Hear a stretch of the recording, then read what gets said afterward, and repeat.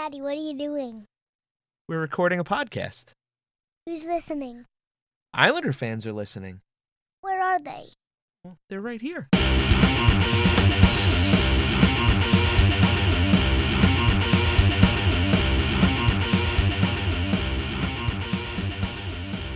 Welcome to the Isles Faithful Podcast with your host, Michael Sherline.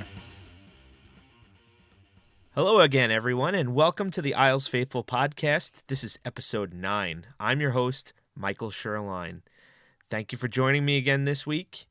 We got a lot of exciting stuff happening. Tonight is game number 1. The Islanders open up their season on the road in Carolina.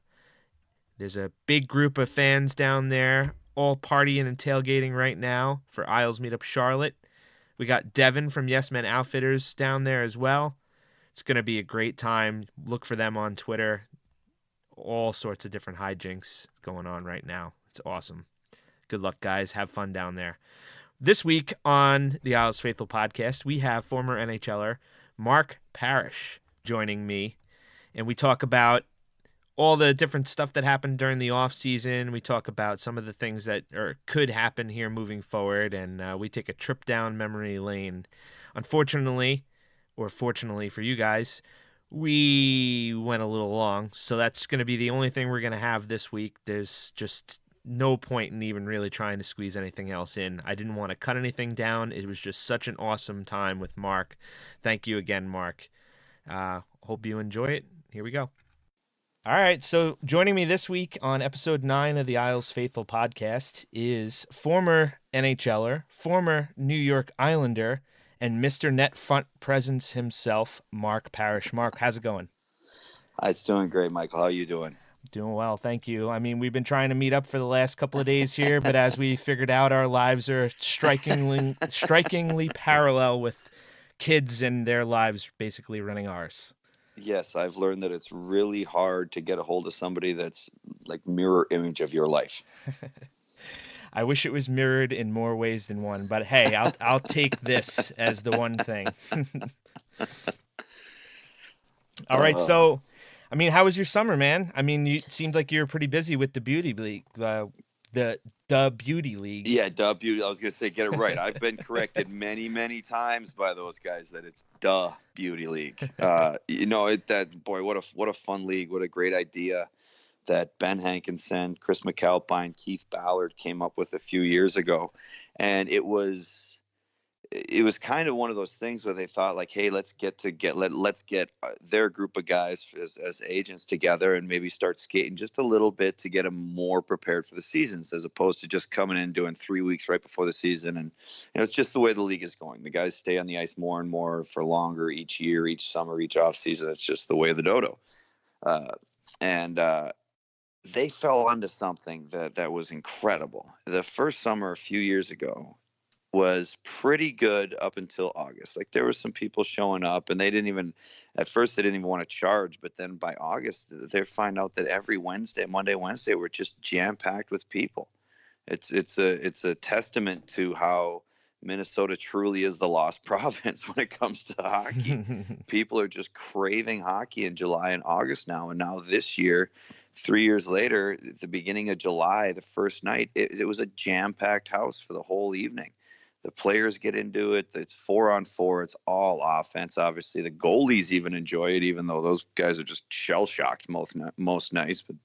But it's something that, man, this area has just grabbed onto and absolutely love. And it's just a ton of fun. The guys get to go out there and, they have idiots like myself and Ben Clymer, Eric Rasmussen, Brian Lawton, guys that are former NHLers, Minnesotan guys that are help coaching. Ryan Malone is out here. And, we more or less just tell them, go out there and try anything you want, because in a couple of months, you're going to have a coach not letting you do anything. That's awesome. I watched a little bit of the video that everybody puts out, and it's just one of those things that, if I was closer to Minnesota, I would definitely pop in and check it out, because it just seems like it's a good time, and it benefits a good cause, if I'm not mistaken, correct? Yep, goes to the United Heroes League. I actually think they might have picked up another charity this summer, but I'm not sure, so I'm just going to leave it with United Heroes League, which is a foundation. It used to be Defending the Blue Line. For those, Thomas Grice is heavily involved in it out there, and it's military families. It's taking care of military families and kids that either lose a parent or their parent is away serving our country, and they do everything from get them equipment, uh, fund ice time, whatever it is, and it's just an awesome charity that we love to support. And Shane Hudella, who's just done a wonderful job with it the last 5-6 years, and it ends up raising way more money than Hank and McAlpine expected. They kind of when they first started doing it, they were going to be happy if they could get, a couple $100 for the summer. For it was just a donation. It wasn't. They didn't even have a set in stone. I think this summer is like $15, and now they're giving thousands of dollars by the end of the summer to the United Heroes League. It's just worked out spectacular for everybody involved. That's a great problem to have, and like I said, Yes. it's definitely a great cause. And I've seen some of Thomas Grice's involvement with some of the other charities to that end, and it definitely benefits, the servicemen and women whose kids will benefit from the positive stuff like that. So Exactly. now I saw a couple of our Islander boys out there in Nelson and Lee. How'd they look? Oh yeah. Oh, they look good. They look good. They're both of them just big bodies. Those two, every single time I see them, I forget how big they are. I forget how big they are until I'm standing there hurting my neck looking up at them. But no, they look great. It's something that any offensive player, any offensive NHL player is going to have a ball. It's 4-on-4. It's not. It's a full size rink, but it's a smaller NHL size rink on the scale of things. So there's enough room where it's 4 on even 2. He's flying around out there. So yeah, it's a lot of fun, seeing fun, joking around, congratulating each other, high fiving each other. There's Rangers hugging Islanders. It's weird. It's madness. Madness. Cats and dogs playing together. To quote amazing 80s movie. Amen. I love Bill Murray. It's funny that you say how big these guys are, because my first memory, the 2008, 2009, and 2010 drafts, I was there in Ottawa, Montreal, and then Los Angeles. So I actually got to interview Brock Nelson. This picture on Twitter, to see him from this boy, a lot of the players, the way like people progress, and I try to go back. That's like been a theme of my podcast so far, is the people behind the act. You don't really necessarily think of them as the same person, So Yep.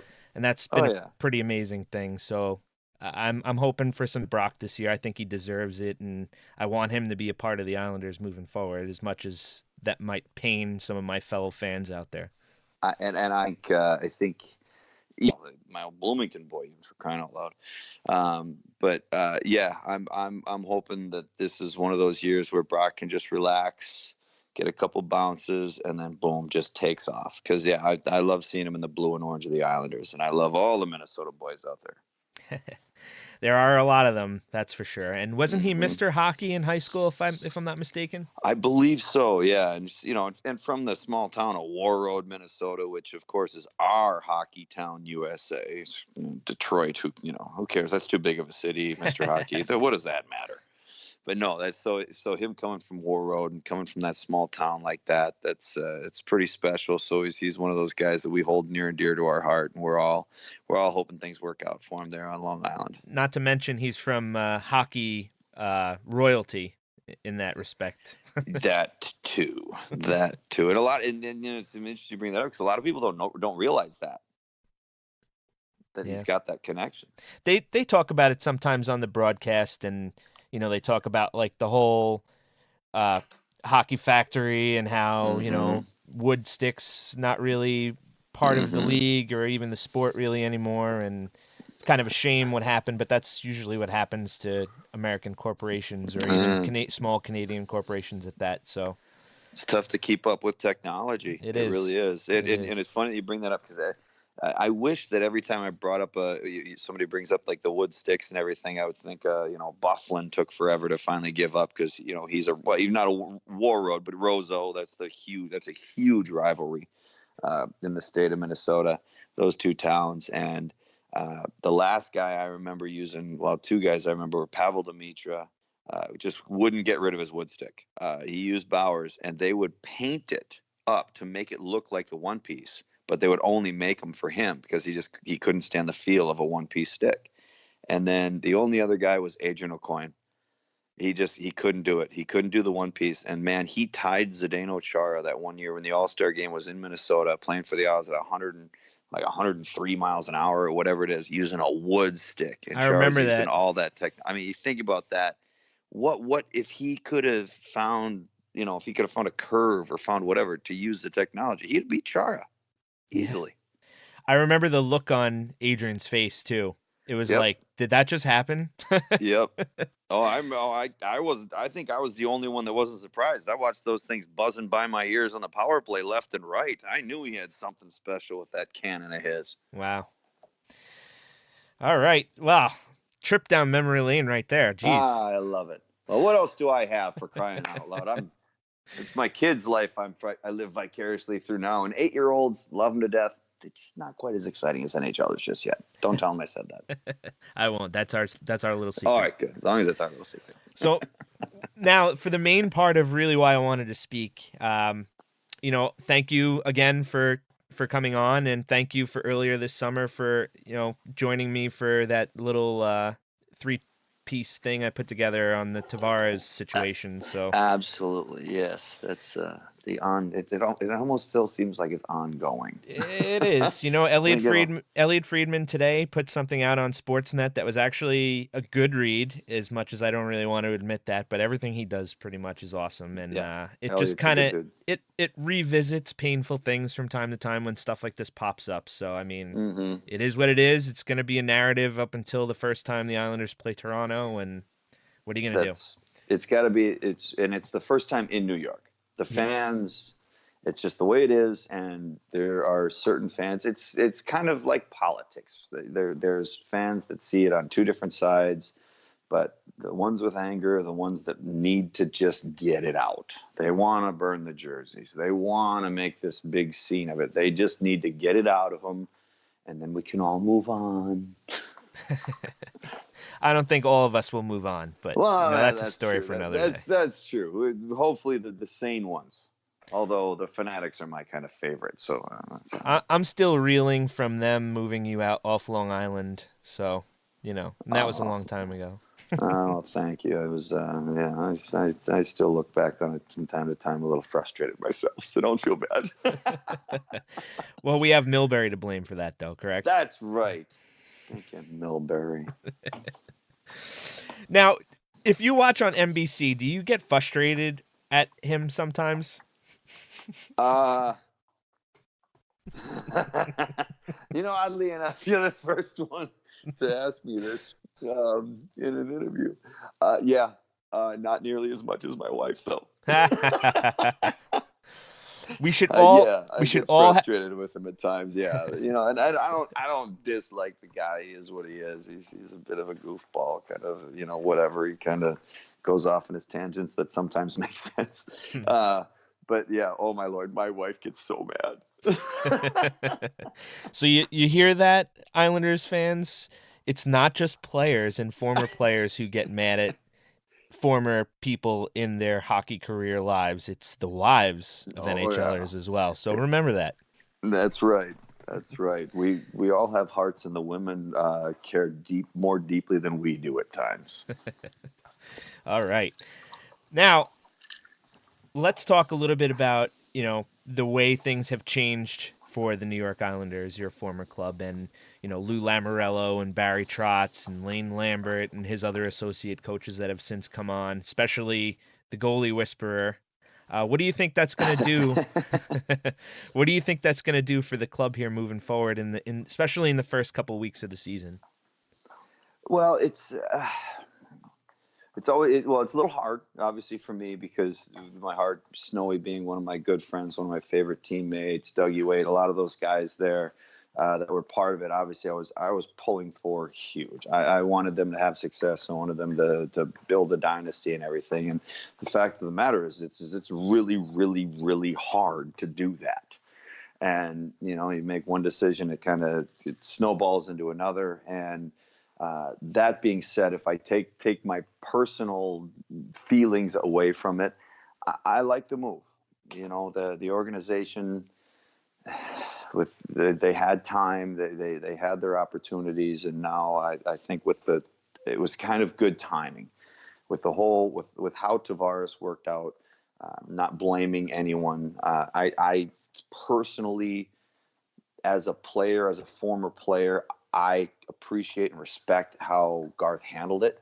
He trusted John. He kind of, I respect the way he handled it, where he didn't pull a trigger. And now, of course, looking back on it, didn't work out. But now that it's moved on, I mean, how can you do better than pulling in a guy like Lou Lamoriello who wins 3 cups with New Jersey? You bring in a coach that just won a Stanley Cup with Barry Trotz. You bring in one of the smartest hockey minds of all time as an advisor with Jacques Lemaire. It's hard for me as a former Islander to not get excited at the prospect of what these guys are going to do. And I think a lot of people, it takes time. So just because they were hired and then they just got hired this off season, they only have a few months. There's only so many things you can really do in just a couple of months as a general manager, as an organization, to change the group as a whole. You don't really want to completely flip it upside down, because then what happens to the guys? Are you going to throw off Barzal? You're going to throw off Lee. You're going to throw off these guys that had big years. You still need to ride that wave, as well as bringing in your own fingerprint, bringing in the style of hockey that you want to play. And then that starts with, and the easiest part is, the bottom 6, and bringing in guys, character guys that can start to change the attitude, start to change the mentality. The skilled guys, the top guys, well, those are harder to come by. Without sounding like a total prick, they're just harder to come by. So I like the moves that they've made, and I don't know how you can top the group of guys that they brought in to, unfortunately, replace all my good friends. That it's funny. I didn't even really take into account, the reaction that you would have to that question in, the friendliness you have towards Snow and Waite. And I'm not saying at all that they're bad guys. Garth Snow, No. I know. Garth Snow was the absolute nicest person to me, like covering the team that I ever could have asked for. He would always make sure that I was getting everything I needed, and we actually had a couple of little stupid jokes, and he would always ask me my face-off percentage, and we always could use like another center, and I'm like, all right, well, I might not be the best person for the job, but I'll do my best. he's a great. That's what's hard. It's to differentiate the person from the job, and right. that's professional sports. That's where a guy like Garth or whoever has been around long enough, you have to realize that you can't take it personal. If you take it personal, you're screwed. You're just not going to make it long in pro sports if you take anything personal. You got to realize there's a separation there. And Garth's I'm telling you, one of my favorites. He saved my ass so many times. I absolutely hated it when I was on the far boards and I wasn't next to the bench when he was backing up. I knew he would talk. He walked me through so many plays. If somebody was getting hit, I'll never forget in Tampa in the playoffs. And Garth, so when he was backing up, like I was almost relaxed going to the wall. Like I didn't even feel like I had to turn around and look at the defenseman. I didn't have to see what was coming at me. And sure enough, I get the puck kind of in my feet, and I kind of hear a heads up, but it wasn't Snowy's voice. And all I turned around and I saw was just a Tampa Bay Lightning symbol, like just right in the nose. My face, I had like scabs on the right side of my face. Well, it was Chris Dingman, who luckily at least was nice enough to not absolutely kill me because I was buddies with him, but he absolutely ran me over. I had no idea he was there, nothing. I was right along the bench in Tampa. I came off the ice and I started yelling at Snowy, God dang it, what the, are you kidding me? Like, where were you on that one? And he looks at me and shrugs while he's eating a Snickers bar. I couldn't even be mad at him. I just started laughing as my face is bleeding because Damon ran me over. Did he give you a piece at least? As a backup goalie, you can get away with certain things on the bench. I don't know if I could have gotten away with that in front of Laviolette. Wow. I'll never forget. I was just cursing him out, yelling. Where were you on that one? And he's hungry. Had a snack. Dude, my mouth was full. Yeah, literally. Dingman told you, heads up. You should have listened. He did. He did. Look, and I'm glad he did. It could have easily been his shoulder, and he could have put me in La La Land. I'd have been out for the series. So, I think that's another thing that some people would be surprised at is there as much as it's scary, some of the respect for player to player that's going on in the game. There still is that respect for certain guys. And I shouldn't say it like that, like I'm something special, but there's certain guys that still have that respect where they know they got to come and jump and do. Like Dingman had to hit me. If he didn't hit me, he's not playing the rest of that playoff series. No way Tortorella's playing that guy. Playing Dinger if he doesn't hit me that. But doesn't do it. He more or less just lets me. He more or less let me run into him, and it still hurt like hell. And it's fortunate that it was Tampa and not Toronto with what happened to Janssen and Pekka. Oh, if that was Gary Roberts, I'd still be in La La Land. Yeah, I mean, I'm still that team against Toronto. If that wouldn't have happened, I think you guys definitely could have pulled out a win, especially after that Bates penalty shot. My God. Oh, we trust me. As you said that, the hair on the back of my neck stood up. Oh man, that when Tucker submarine Pekka, it was one of those moments where how could it not be suspended? If you're telling me that's not intentional. Oh, whoa, easy. No, that was, and that's why they made it a suspension. That's why they made it. They cracked down on it the very next year. Yeah, they knew we had a legit chance, and then they go on to play 2 more series. Oh, it's funny because we're so angry about it. The guys I talked to, Batesy and Scatchard and Weimer, all these guys, all of us that were part of that series, Snowy, Ricky. Just to put it in perspective, I guess I didn't realize we don't look at it as such this great series that everybody else talks about. I just did some work out in the NHL Network. Mike Johnson. This is 2018. The first question he asked me, what was that series like in Toronto in 2002? This is a first-round series in the playoffs. Well, who cares? We lost on the first round. So to us, it's us Islanders went through. It's like heartbreaking. I guess we just kind of put it out of our head. And now getting older, the one good thing about getting older was that I'm starting to appreciate that series more. With how many people bring it up and ask me questions about that series, because I didn't look at it as a great series. Screw that. We lost in 7 to Toronto. How can that be a good series? We lost. We were done. And Batesy's penalty shot and the turnaround, because it was years of just hell, more or less, on Long Island. Appreciate more what Laviolette did with Carolina a couple years later. Honestly, we thought we were that team that Carolina was a couple years later. We really thought we had a shot.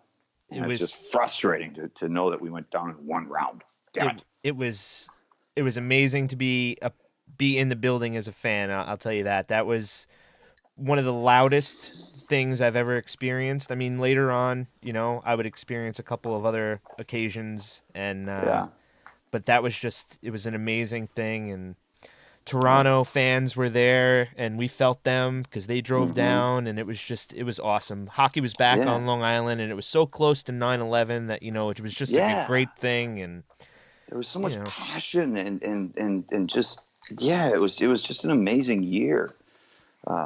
Just had the interview the other day, and I was talking about it, and it's hard to put an emotion or a finger on it. That year was just special. For some reason, some years go well and some years don't. You can't really put a finger on it, but there was just something special. There was a buzz around Long Island, in New York, around the team, the locker room. Oh, even when we were away from the locker room, we did everything together. The team, it was different. I don't want to say different anymore. Now that I've gotten a chance to look back, it was special. I love it. It was the absolute most fun I ever had as a hockey player that year. Wow, that's that's huge. I don't even know how to react to that. Yeah, that's the only way I can put it, because I don't know how else to put it into words. We just had a ball as a group. We were all passionate. We would get on each other. We all held each other accountable, but we knew it was all out of love and respect. Nobody hated, like, there was just something special about that year. And that's why when we get together, when I talk to these guys, Sketch and these guys, it's why it's kind of heartbreaking. 'Cause, like, damn it. Like, we could have had one of those years. Yeah. And that's the best thing about hockey is, there's a Cinderella story almost every single season. Right? Last year was Las Vegas, and not how as a hockey fan could you not like just be all in on that? Like, here's a team of cast-offs essentially, and they made it all the way to the Stanley Cup final by just flat out destroying everyone too. Right. I do a radio show out here in Minnesota. I'm on a few times a week, and the entire playoffs. Oh, this is where it runs. They're running to LA. It's battle worn, won Stanley Cups. They don't stand a chance. Swept them. Yeah. Wow, San Jose. Oh, no chance. San Jose is big, tough, and rough. 5 or 6. Like, it was in Winnipeg. Not a chance. Bufflin's flying. Hellebuyck's having too good. It was finally by the finals when they were asking me about it. I'm like, I'm done. Vegas is winning. And of course, then freaking Washington wins. Like, after I finally gave up that they were gonna just like screw it, nobody's taking these guys down. Then this Cinderella story finally ends. But it was so great for hockey. When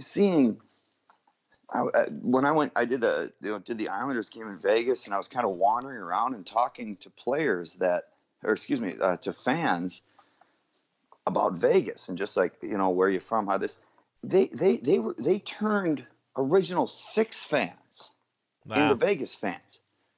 Ranger, Toronto, Montreal. That doesn't happen. If you're an original Six fan, you're a lifer. You bleed those colors. And yet these guys are showing me. I had a guy that showed me a Toronto Maple Leaf tattoo who's wearing a Golden Vegas Knight jersey. What? I didn't even know what to say to that. Like, that's incredible for how amazing, how good that was for hockey is awesome.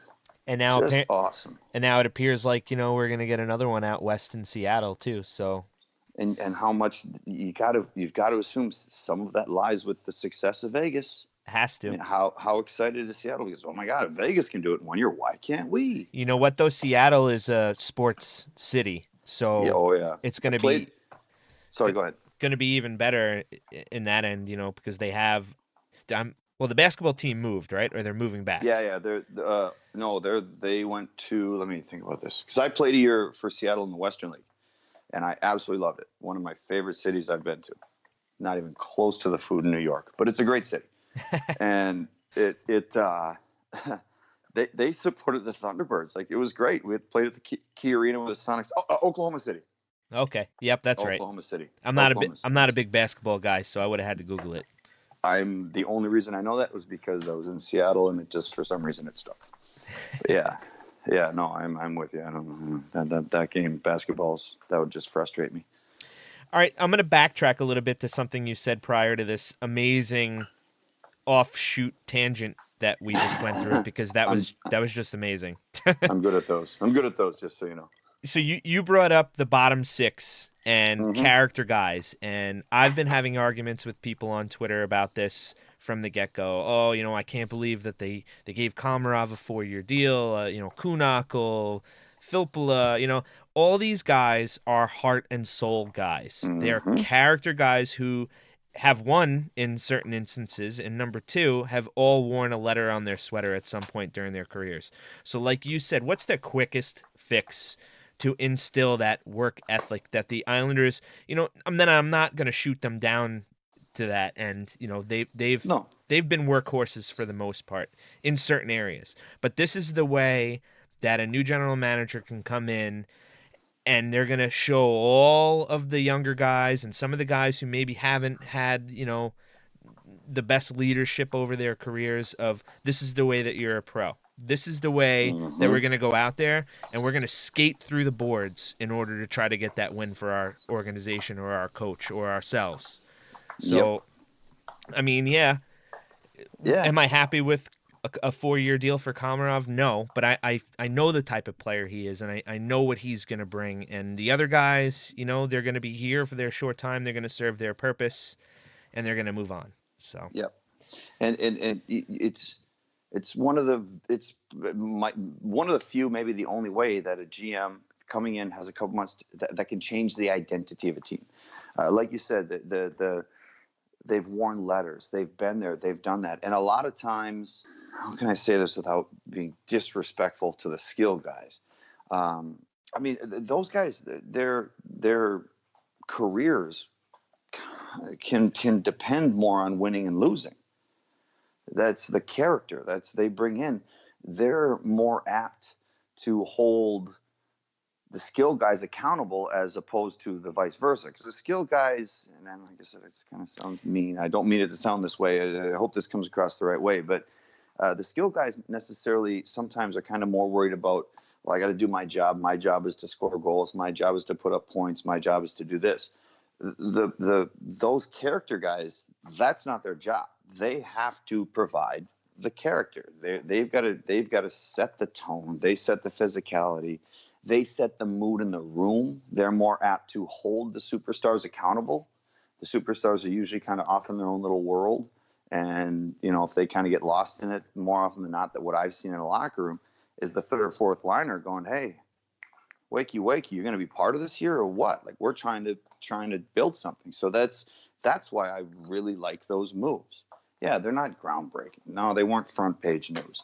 But that's how you slowly turn the identity of an organization around. And then you wait until one of the big boys, a superstar, well, those don't come along every day, but some kind of star or let's just say top 6 opens up that that Lou knows will fill that identity role, and then boom, then you jump on.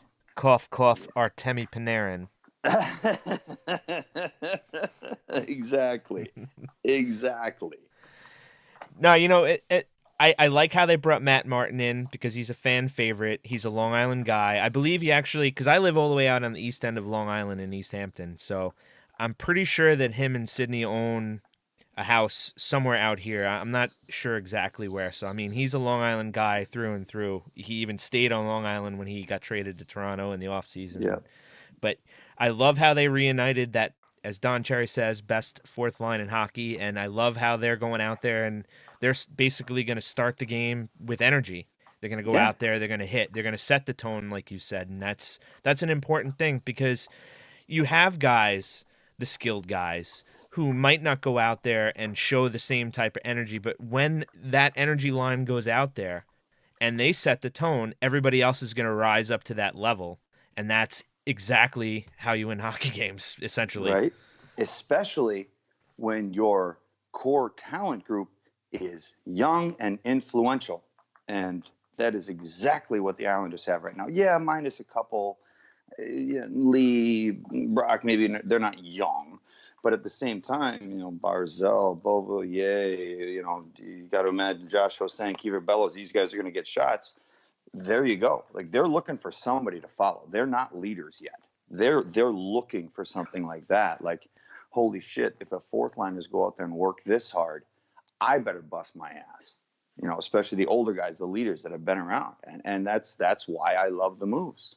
Yeah, and then you take it a step further and you look to see what they insulated those kids down in Bridgeport with, you know, the career AHLers, but they're all grizzled vets, and I'm not trying to put them down like you were either, you know, but you have these guys who have carved out careers by playing hard in the AHL. Heart and soul, and it's the same thing that he's done down there in very short order, and I think a lot has to do with, you know, Lou obviously knowing his son, because Chris Lamoriello is essentially in charge of of Bridgeport. So, but you know, you have the whole entire organization turning around and turning a new page in that. So, like, I'm really looking forward to seeing what happens there. And like you said, you know, it's only a matter of time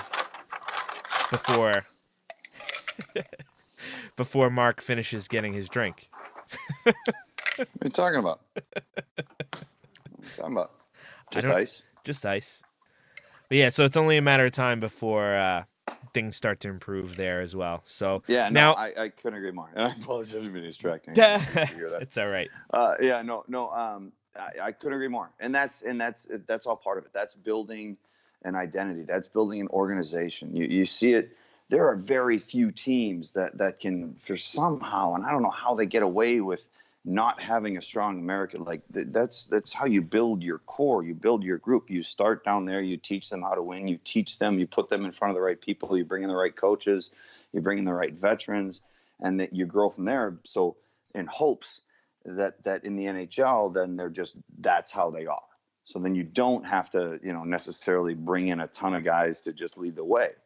But if you're going to be successful, if you're going to win a Stanley Cup, you better have 20 captains on your team. Yeah, I mean, and unfortunately this year, there's not going to be a captain on paper. But again, like you said, there could be 20 captains in the room because there are a bunch of character guys now there. And, there's not going to be a captain that's going to lead by example like they had in John Tavares. There's going to be a captain who's going to stand up and one will rise to the surface, obviously, because I know how it works. That's what I like about it. So we'll see what happens there too. But I mean, what do you think about some of the young kids also that you brought up briefly in Bellows and Dobson and Bodie Wild, if you're familiar with some of them who they drafted over this summer? They're exciting. I mean, they're good hockey players. They're great hockey players, and a lot of it is surrounding them with a group of older guys. I can guarantee you, I would not have had the success in Florida, or I shouldn't say that, just not have had the success in the NHL period had I not had Dino Ciccarelli, Scott Mellenby, Sean Burke, Johan Garpenloff, Ray Whitney, Brett Hedican. I had a group of older guys surrounding me in Florida that drug me along with them. Now, granted, a couple of them were still in the olden golden days where it was you just go have 6-7 beers after practice every day, which maybe wasn't the best thing. But the way they carried themselves, the way they got in, no matter what happened the night before, you're the first one, you're getting on the bike, you're getting on the ice, you're working on the game.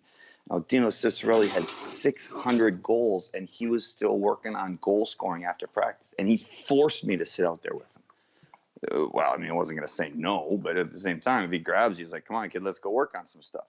And so all that just builds into a community, builds into that identity, the character that you're looking for. And that's what's exciting about bringing those guys in that maybe people don't realize, this bottom six, whatever. But if you can get those kids with this talent pool that they have now to get their work ethic, the sky's the limit. I mean, obviously, we all know what Barzal can do. I think Beauvillier and Barzal still have a step. Like they still have some once they start to build even more chemistry than what they have, they could be terrifying as a 1-2 combo. Just put anybody with them. Who cares? Right. Like, just let those two play. The best part about, I think, that duo is that they were friends prior to their time on the island. And you can't teach chemistry like that, obviously. No, that stuff happens. Just happens. And magic happens sometimes too, especially when you're comfortable with someone. I mean, I've said this pretty much to every single person that I've had on. I've played hockey my whole life. I still play. And now I might not have played at nearly the level that all you guys have played at, but it's the same game. And it's the same experiences. And sometimes you come across that one guy where it's like you guys live inside each other's heads and you just know where they're going to be on the ice. You know what the next move is going to be. To have your stick in a certain spot because that pass somehow is going to wind up coming through all sorts of bodies and legs and everything. And it's fun to watch with those two. And I'm hoping that they're going to be on the Islanders for the long term to come in the future. It reminds me, those two remind me of myself, Pekka, and Bates. The Lucky Seven line. Yeah, we asked Laviolette about that. Kind of like, where did you see this? Did you have a feeling? Did you have an inkling? And no, not at all. He just his thought was, well, let's put two really good defensive guys with Perry because he's not going to do a damn thing in his end. Yeah. And it worked out. Like, we just instantly clicked. He said the same thing from the first practice. You could just see it. Pex just got traded. I didn't even know who Sean Bates was. Don't tell him I said that. From the American League in Boston, I had no clue. And we just clicked, and instantly Batesy and I are roommates. Pekka, we're all, it's a goofy, weird thing, chemistry, because maybe you don't see it at first. I mean, why would you put three righties together, for crying out loud, as your second line? But the smart coaches, the smart hockey minds, once they can kind of see that click, ride that wave, because it just doesn't come along every day. It's funny you bring that up about Bates, because I feel like if there was a comparable person to Barzal, it would be Bates in certain areas. I mean, he obviously Barzal is a much better skater than than him, but Barzal's kind of a much better skater than way more people. He is a spectacular skater, but he is so relaxed. He's kind of got that Patrick Marleau kind of just ho-hum look to him that people don't realize how fast he's going. Right. It would be like Blake to that end too, because he was so fast. I don't think a lot of people gave him enough credit for the amount of speed that he had when he was out there. So quick. But my point is, he could go from stopped to full speed in 2-3 strides, like just gone. That was Jason Blake. I mean, he never got tired. I need oxygen right now, and I'm just talking. Actually, I have a game on Saturday night, and I haven't played the whole summer because, like I said, I live so far away from the rink that it's sane. So I take the summer off. But you know what? Adrenaline is going to get me going from the puck drop to maybe right after my first shift, and then my second shift is just going to be terrible. Yeah, it takes a couple. You want to force, and this is the one trick that I have, that when it's been a few months, which it usually is between skating, you kind of got to force the lungs to open up a little bit. You got to go out there and push yourself for a couple of shifts, and then the lungs will open up a little bit, and then it doesn't feel as painful. Let's just tell that to my knees. Maybe they don't get the note. No, you're on your own on those. Once knees go, they go. Well, I am an air conditioning guy by trade, so crawling around in too many attics over my 18 years. So wear and tear. Anyway, back to hockey. So we talked a little bit about, some of the stuff that they have changed, and what do you think about the arena situation? And I know you have some great memories at the Coliseum, and we're going to be playing there for parts of the next 3 seasons as well. And there's some rumors about potentially moving in full time for the final 2 before Belmont. I reached out to Jim Baumbach an episode or 2 ago. We caught up on some of the Belmont news and everything, and he writes for Newsday. I had asked him that because I had heard that through a couple of people, but he had not. So, let us know what you think about Belmont and the potential of coming back to Long Island full time. I am incredibly excited about it. Brooklyn's cool. It's nice and everything, but that's not where the Islanders belong. It's just not where the Islanders belong. I'm very happy. I mean, I brought my family up. My kids had no clue. They had no idea where mommy and daddy were dragging them to bring them out to the last game on the Coliseum, and we went and watched that game because how near and dear it was to me in that building. And I mean, the noise, the people. It's a special building. Is it a nice building? No. The fans, let alone the players, for one of the most storied organizations in the NHL, deserve a building that they should be proud of. Bottom line, with what to me, hey, once Pittsburgh got rid of that god-awful Igloo Civic Arena, I mean, next in line was time to upgrade the Coliseum. So I'm very happy that they're going back to Long Island. They're going to get on Belmont, and I love the fact that they're going back and playing some more games in the Coliseum. It wasn't pretty but there were ghosts in that building.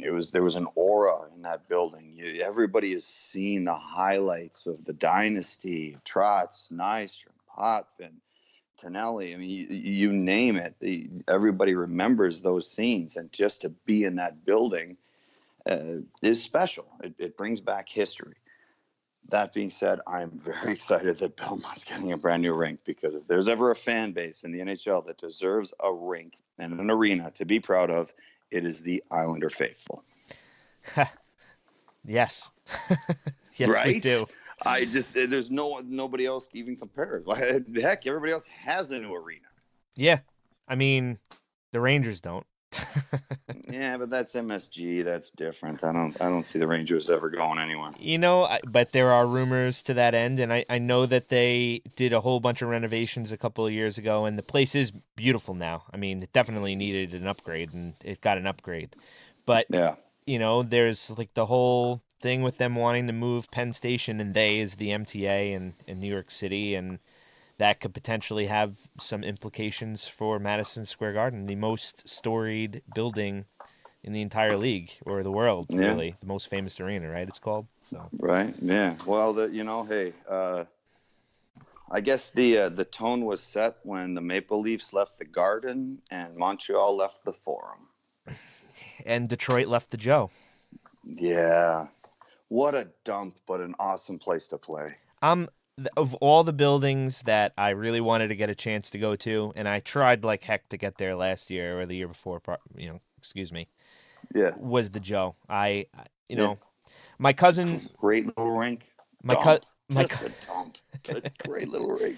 My cousin Chris, who has been asking me to mention him on the podcast for weeks now. You're welcome, Chris. Yes. Is a wrestling coach, and he would have to go to Detroit for wrestling tournaments all the time, and he went up there and he was like, the place was cool, but it was like in the middle of nowhere. Like there was nothing to do. So I remember walking to the rink and passing multiple homeless people. You kind of feel sick to your stomach getting to the rink. Once you get inside and this whole feeling, you can just feel Gordy skating around or hanging out in there. It's just this tiny little rink. The people are right on top of you. There's not much for suites. It felt like old time hockey. It just felt that way. And it was awesome. It had a great feel to it. But again, it was a dump. So is the Coliseum. So is the Coliseum. I played at the Coliseum a couple of times in high school, and it was definitely weird, coming from a non-professional point of view to look around and see a small, large building. But it was still definitely cool to play, especially on the same ice that those great cup-winning teams played on. And being someone who grew up on Long Island, and I'm a lifelong Islander fan, it was special. And I'll always have an attachment and a soft spot for the building, obviously. So. Oh, for sure. Ever since Batesy scored that, before then, obviously, just growing up in Bossy, Trotz. All the highlights you've seen from that building. But for me personally, it was Batesy's penalty shot goal. I've never heard a building so loud in my life. I've never heard. Laviolette was yelling at the guys to get out there to take the face off, and nobody could hear him. So he literally had to come by. He pushed the guys in the back to go take the face off, because we couldn't, on the bench, he was yelling at us behind us to get on the ice. We couldn't hear him. That was how loud it was. The floor was shaking. It was incredible. I've never, again, hair on the back of my neck stood up.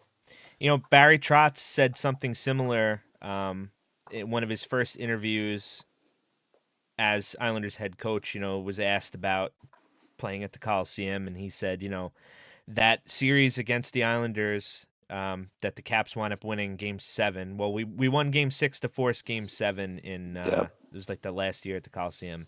He said the same thing. He had never heard a building as loud as it was then. The fans were on top of you. He said you could feel them breathing on you. And that was atmosphere was crazy. Yeah, it's true. It was insane. I've never been in a hockey rink where two things happen. The bench is literally shaking. I mean, you could feel it shaking under your feet. And the coach was yelling at us to go out, and we didn't know he was even talking. How does that happen? He's screaming right behind our head. Now, When my kids are screaming behind my head, I hear them. especially at night when they're not in bed. Oh, good Lord. So you mentioned Brian Trottier a couple of times, and Yeah. do you think it's an omen of sorts that we lovingly call him Trotz, and now we have a coach who has the same initials, and his name is Barry Trotz? That didn't cross my mind at all, but I love it. It just Right? just It's got to be. It's got to be. just popped The in my greatest head. Islander of all time. And all of a sudden, I mean, come on. If there is a God, this is an omen. Well, there are hockey gods, let me tell you that. There we go. Oh, yes, there are. Oh, yes, there are. Well, hopefully they'll be shining some light on our New York Islanders here moving forward, and better times are ahead. That's for sure. I agree. Yeah, it's an organization, and it's one of the one thing that I've loved. My brother even brought it up to me when I was playing. There are a few fan bases that are almost generational, but yet they don't forget the generation before them. So you can almost tell where fans grew up by what jersey they're wearing, but the greats never go away. Kind of makes any sense? Mm. You'll see a Parrish and a Cairns and a Webb jersey next to a Trottier Nystrom Potvin or Bossy. You don't see the eclectic generational fan base most other places. Most other places you go, everybody just wants the new, young, hot item. They want whoever the big deal is. Long Island is very different, and that's one of the things I absolutely have always loved about New Yorkers is, yeah, you're going to have to work to earn their respect. But once you have their respect, you have it for life. And I've got absolutely nothing but respect for that, not to sound redundant. I think it's incredible the way that Islanders fans refuse to forget the past. It's awesome. And it's funny. I think because the organization as a whole isn't terribly old, so you have people who became fans essentially because there was a team in their backyard. They're quite literally their backyard. Yeah. My uncle and I were season ticket holders for 6 or 7 years. He lived across the street in Uniondale, so I would park in his driveway, and we would walk to the Coliseum. Right. It was like a 7-minute walk. Yeah. He grew up a Ranger fan, but he said, how could I have possibly continued to be a Ranger fan when there was literally a team in my backyard to root for? And Right. he obviously started to go to a lot of games, and because it was easier to get to than the city. And he said, in a couple of years into their existence, they were good. They were damn good. They were a dynasty, and not a lot of people can say that. Oiler fans is a close second. Montreal obviously is another storied franchise, but they're an original 6 team. So I mean, yeah, you got to take that it's out of the equation. It's different, Mm-hmm. Think about an up-and-coming franchise that just came in and just owned the NHL. Owned it. And that's incredible. Like you said, especially not original 6.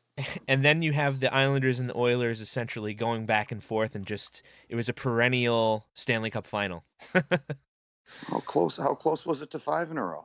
Very. Right? I mean, it's insane. And then you go to 93, Mhm. and that's another year that they could have won had an injury not happened. Yeah, I was gonna say, most Islander fans don't like to talk about that year. That's because I'm not going to bring up any names. Dale Hunter. Dale Hunter. Oh yeah, no, and it's there's just something special about hockey and Long Island. It's hard to put a finger on it. It's hard to define it. It's a mutual love affair for those of us that get to play hockey on Long Island and truly get a chance to entrench yourselves in the history, the fan base, the passion, the desire, the want to win. It's almost equal with the players and the fan base, which usually you don't usually it's the players. Yeah, the fan bases kind of want to win, but not with the passion with that Long Island fans have. And it's a shame because you see like another thing today on Deadspin, some writer, I don't know who the heck she is. The title of the article was Best to Islanders. The Islanders, obviously, in their view, being the worst.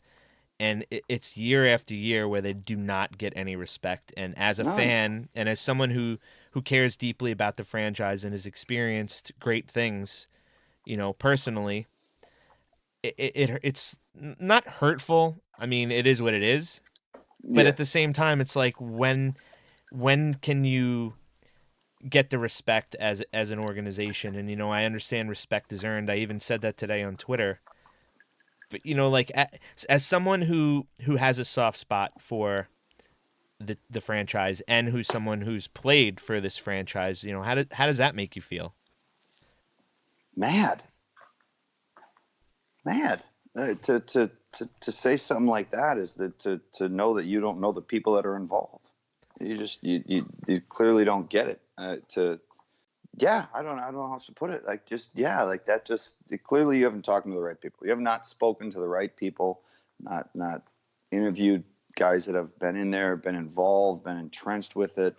Not just guys that have been there for a couple of months or for a season, but guys that have actually gotten a chance to live on Long Island, see the passion, see how much fans care. That my first year when I came in, I loved being able to see this transition. I don't blame the fans at all. It was the first year we came in. I think we were 30th out of 30 for crying out loud. I'm actually pretty positive we were in 2001. And it was miserable. We knew, good God, we were like mathematically eliminated in like February or something. And it was embarrassingly bad. I wouldn't have come up and watched us either. But then that next year, good God, it was incredible. People came out of the woodwork.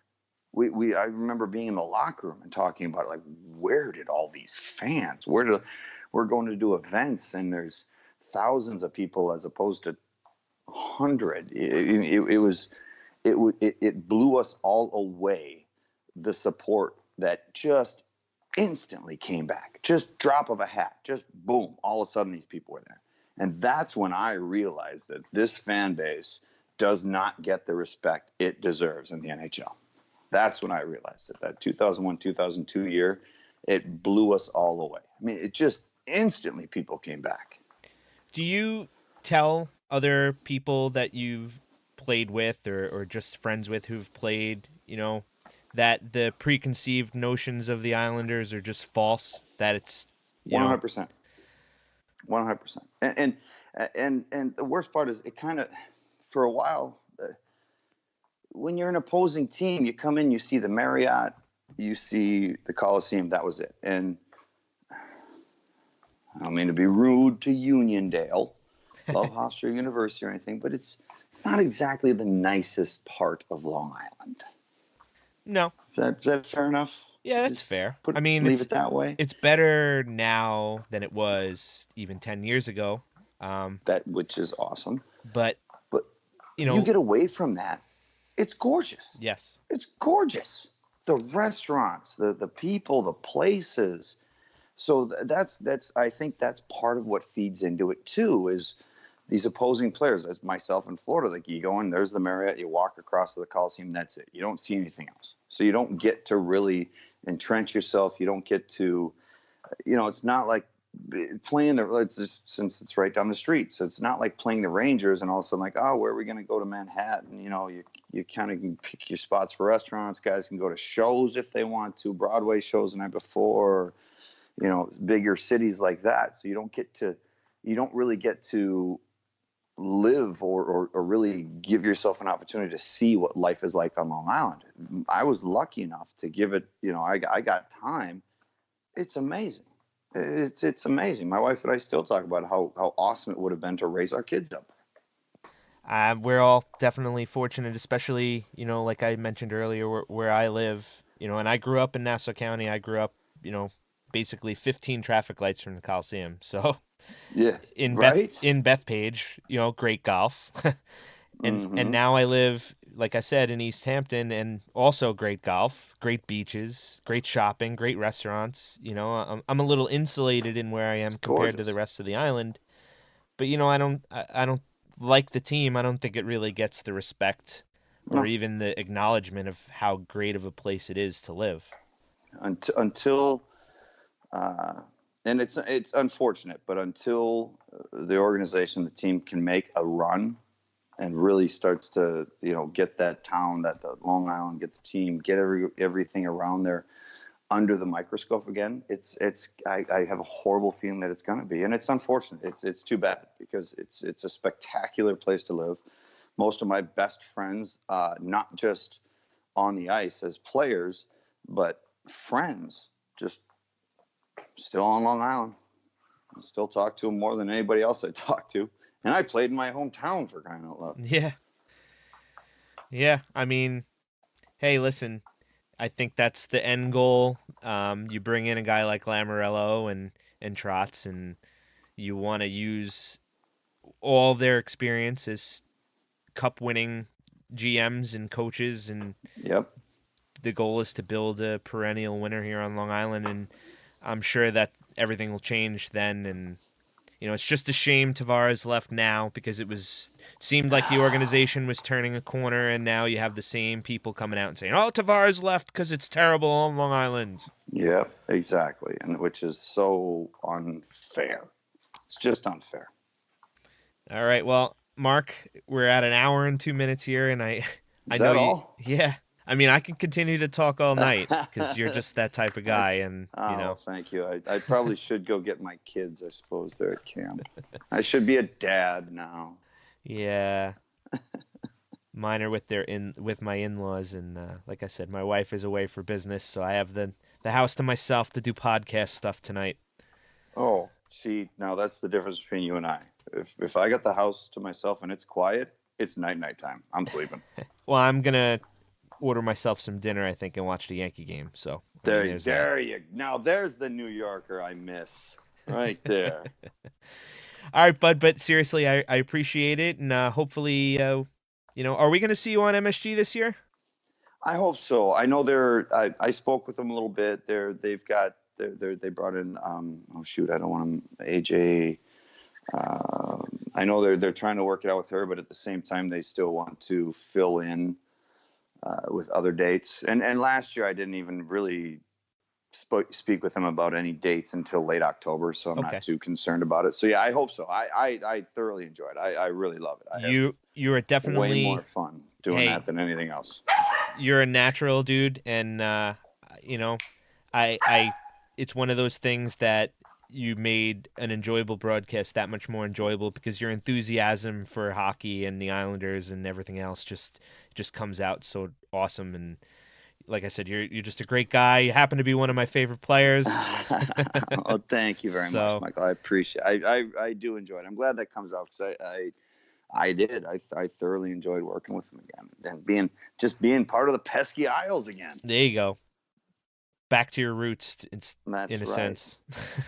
That's right. But again, thank you for coming on, and hopefully at some point maybe we can have you on again in the future. It would be great to catch up with you about some hockey again. Absolutely. You let me know. I'll come on anytime, buddy. All right. Thank you. I appreciate that. Before we wrap up, I just wanted to briefly talk about Anders Lee and him being named captain of the New York Islanders today. Couldn't think of a better guy for the Islanders to be led by. He's one of those guys that'll do anything for the team, do anything he possibly can to get the puck in the net.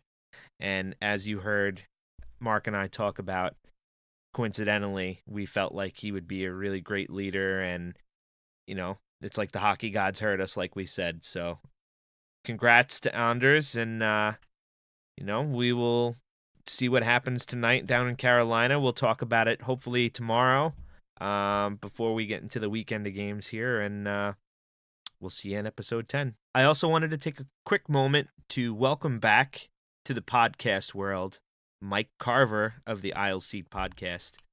It's been a rough summer for you, Mike. I'm glad that you decided to stick it out and try this thing solo.